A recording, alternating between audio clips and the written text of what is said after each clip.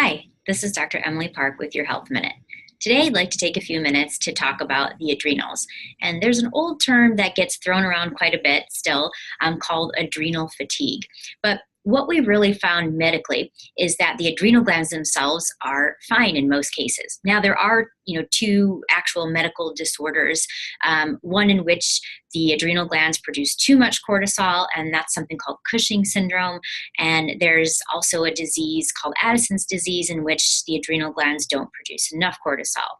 Most of all other cortisol issues are really what's called HPA axis dysfunction.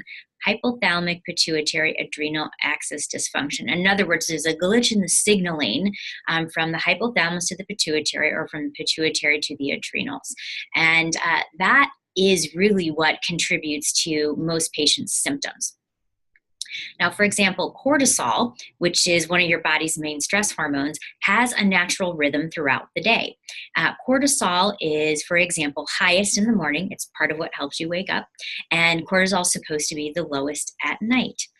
Before you go to bed. It's part of what helps you fall asleep. Cortisol drops and melatonin rises. But there can be dysfunctions in that cortisol rhythm that can give patients lots of different symptoms.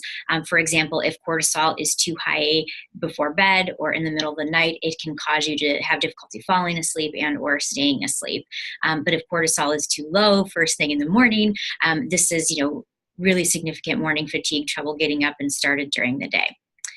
I hope this helps explain a little bit about the old adrenal fatigue and the new HPA axis dysfunction description of what's actually going on inside your body with cortisol. This is Dr. Emily Parke with your Health Minute.